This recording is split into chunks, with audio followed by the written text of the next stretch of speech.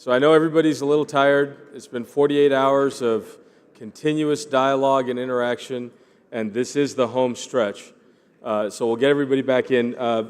My name is Paresh Shah. I'm a general surgeon, a GI surgeon from New York at NYU, and I'm delighted that the board asked me to moderate this last session. I was a little bit concerned because they gave me the session on complications and problems, and I figured they just assumed because I had the most familiarity with causing complications and problems, so they thought I would be best suited to moderate this session. But with that having been said, we've got a great panel for us this afternoon. These are all people that don't need any introductions, but I'm going to introduce them briefly anyway.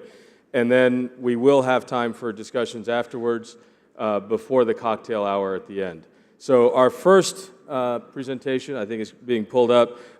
Again, someone who needs no introduction. David Katzka is going to talk about vagal injury during esophageal surgery. Is it real? David, please. Great. Thank you so much for asking me to speak. And I know we have some bold visions here for the society, but quite frankly, for me, the most fun has been seeing old friends and meeting new ones. So I don't think we should underestimate the relationships we're building amongst each other as we continue to move forth with our vision. So thanks for the great pleasure of that. All right, so what I'm going to talk about are vagal nerve injury during esophageal surgery, perceptions and reality. And obviously, I'm not an expert on the vagal nerve, nor have I ever done a fundoplication. But it's an interesting topic to research because there really are a lot of suppositions when we think about vagal nerve injury and perhaps some over-accusations, if you will. So, let's see. Nope. Yeah, I tried. Whoop. I think my vagal nerve's activating right now. You might need a neurostimulator. Yeah. I think it's this one. That one, okay, thank you. Thanks, Paresh. All right. So to discuss this topic, I think there are 5 questions we need to try to answer. The first is, how often do patients get symptoms post-fundoplication that we suspect are vagal? The second are, what are the physiologic correlates of vagal function that might pertain to these symptoms? 3, how do we measure vagal function? 4, what is the correlation of tests of vagal function to these symptoms after anti-reflux surgery? And what can we conclude? So certainly we know that symptoms after fundoplication are not uncommon. This is a series looking at, for example, gas bloat, flatulence, inability to belch, abdominal bloating, some of the things we know well.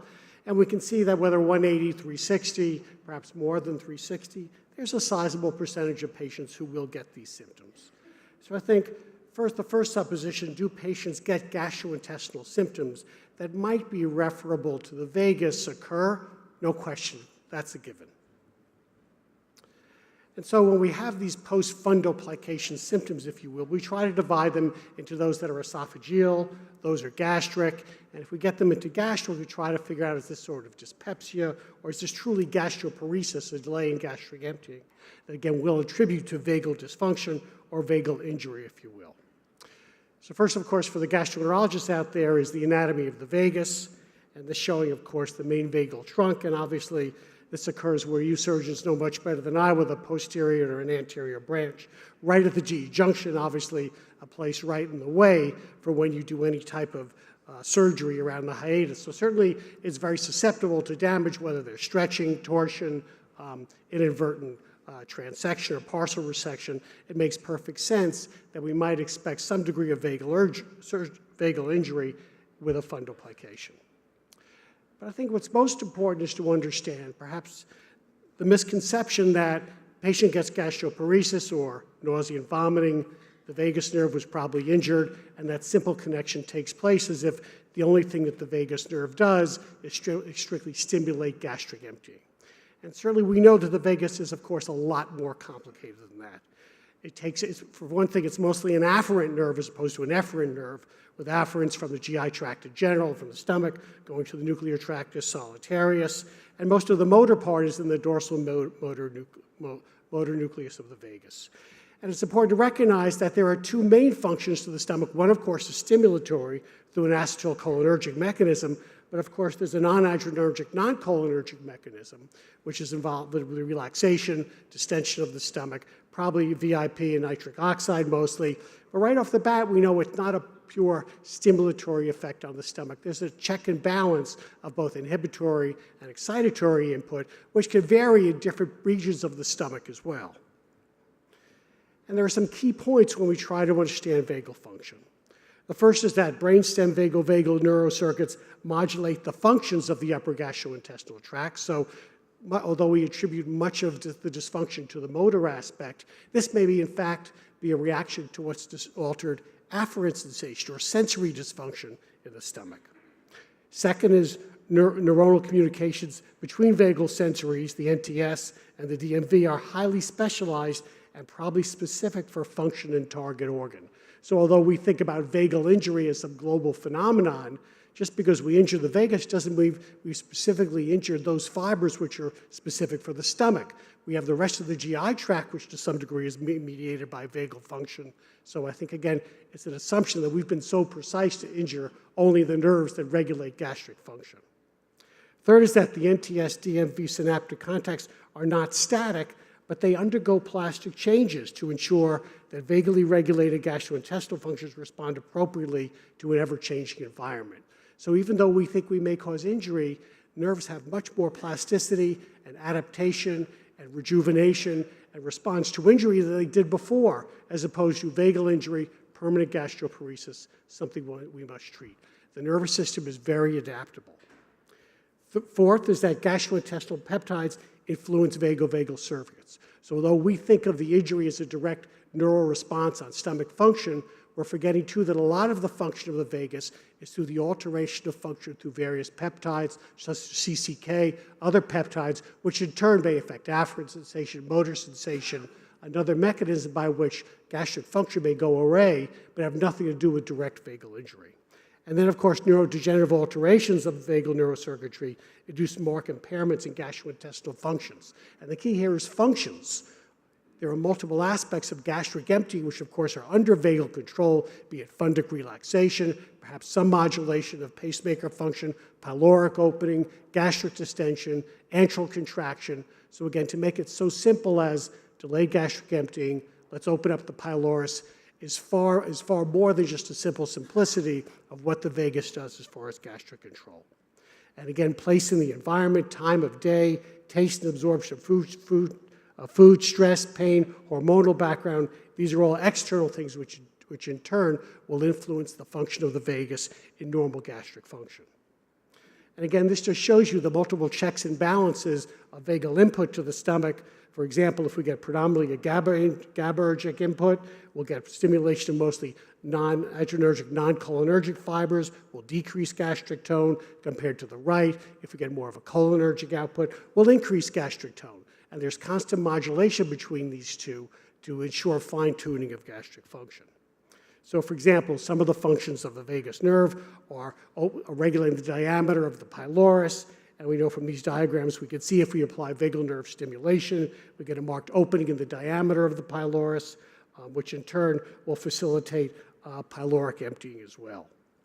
But also remember, too, some of the complexities, again, are hormonally mediated. For example, when CCK is released from fat going into the duodenum, it activates vagal afferents that in turn activate vagal efferents to decrease fundic tone, increase gastric accommodation, and decrease antral contractile motility.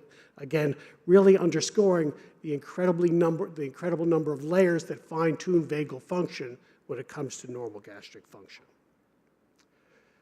The next question is, well, if we suspect that there's vagal dysfunction or vagal injury, how can we really test for vagal injury, if you will, or vagotomy? And there are three tests that we've used over the years. First is sham feeding for gastric acid output. Second is sham feeding with the measurement of serum pancreatic polypeptide. And third is Congo red staining. So let's look at some of these tests and what they tell us. Well, here's the classic article from Drs. Feldman, Richardson, and Fortran looking at sham feeding as a test for vagotomy. And you'll note here, if you compare on the left And looking at diagrams in the boxes, this compares non-vagotomized patients versus patients who underwent vagotomy. And you can see that there's no question the mean amount of gastric acid production with sham feeding is significantly lower after vagotomy. But look at the distribution here. You can see there are still several patients that come within normal range for gastric acid output after sham feeding. So by no means is the sham feeding test 100% accurate in diagnosing significant vagotomy or vagal injury. What about pancreatic polypeptide, the effects of truncal and parietal cell vagotomy? Well, here again, too, you can see in this graph that after vagotomy, you lose your rise in pancreatic polypeptide. But again, you can see the standard error bars are rather sizable here. And if we drew this out in a dot plot, I can guarantee you, just like sham feeding, there's a significant overlap between normals and abnormals when it comes to pancreatic polypeptide test. And this is some work from Adil Barusha at Mayo, which he's submitting, in which he looks at pancreatic polypeptide in controls, non-ulcerative dyspepsia, and patients with type 2 and 1 diabetes, diseases where autovagotomy occurs from neural destruction. And you can see the overlap of pancreatic polypeptide is almost across the board between these patient groups. So I think pancreatic polypeptide is certainly not what we all thought it was going to be in truly diagnosing vagal destruction. And here too, if we look at before and after anti-reflux surgery, this work from Ken DeVault, you can see that there is a diminished pancreatic polypeptide in some patients, but overall the mean is not that different. And then there's the Congo Red test, the idea that with putting Congo Red in the stomach, we can get a change in the dye. But the important part of Congo Red is it's a hard test to do. These are some of the steps that are involved with the technical details of Congo Red. And on the left is the fine print of the other things you have to do to make the Congo Red test valid. For example, you need nasogastric tube administration, you have to give pentagastrin, use large volumes of bicarbonate, et cetera, et cetera. So unfortunately, this is not a particularly friendly test.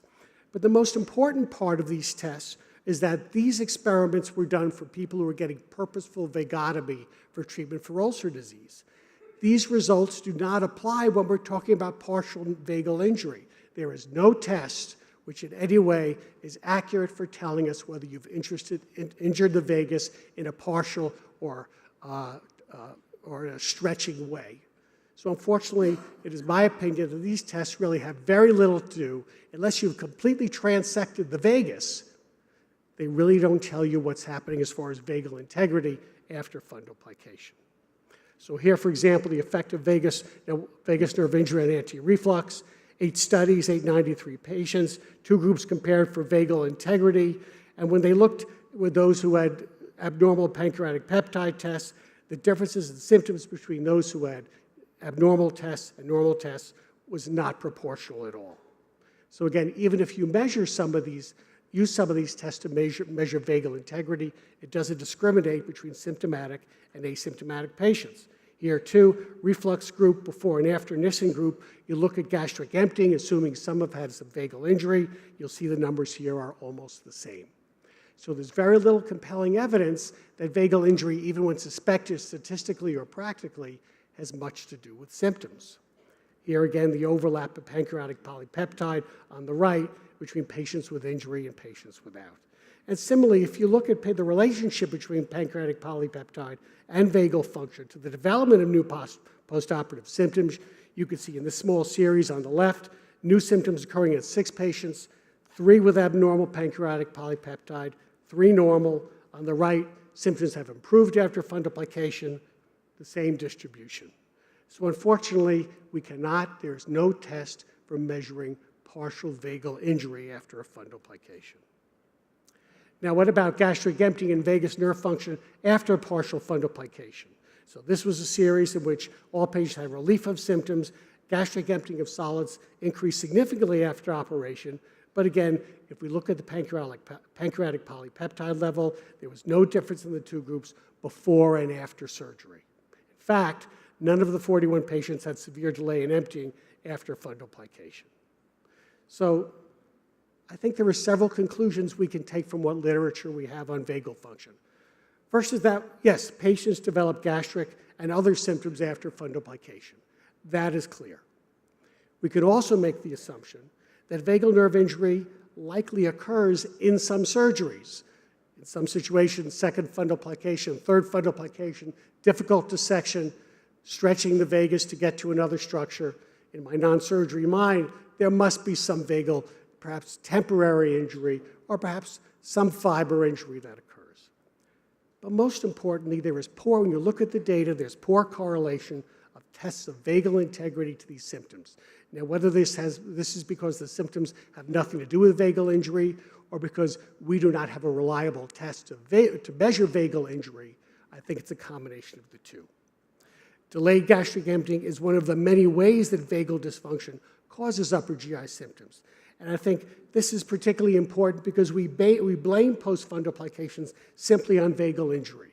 And to assume that a delay in gastric emptying or even gastric symptoms whatsoever are automatically a function of vagal injury leading to a delay in gastric emptying, I think makes a much more complicated situation far too simplistic. And unless you think about other aspects of the vagal function, such as effects on accommodation, effects on sensory function, effects on hormonal modulation, effects on altered afferent sensitivity to explain these post-fundoplication symptoms, I think we're going to be treating a lot of pylori, perhaps inappropriately, if we don't think about this in a more practical way. Thank you very much.